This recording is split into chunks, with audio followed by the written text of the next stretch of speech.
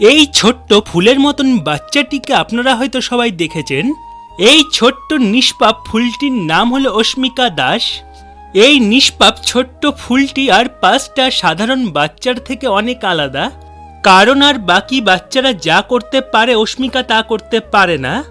কারণ অস্মিকা একটি বিরল রোগে আক্রান্ত, আর এই রোগটির নাম হলো spinal muscular atrophy, SMA type 1-এ আক্রান্ত।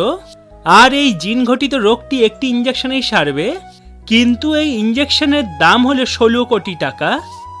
আর এই 16 কোটি টাকা একটি মধ্যবিত্ত পরিবারের কাছে থাকা অসম্ভব। অস্মিকা নিজে থেকে উঠতে আর বসতে পারে না, ওকে যেভাবে রাখা হয় ও সেইভাবেই থাকে, নিজে থেকে ওর শরীর নাড়াচড়া করতে পারে না।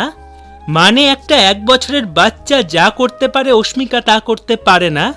অস্মিকার বাবা মা তার মেয়েকে বাঁচানোর জন্য সবার কাছে সাহায্য চেয়েছে, কারণ আমরা সবাই মিলে যদি সাহায্য করি তাহলে এই ছোট্ট ফুলটি আবার নতুন জীবন পাবে। এই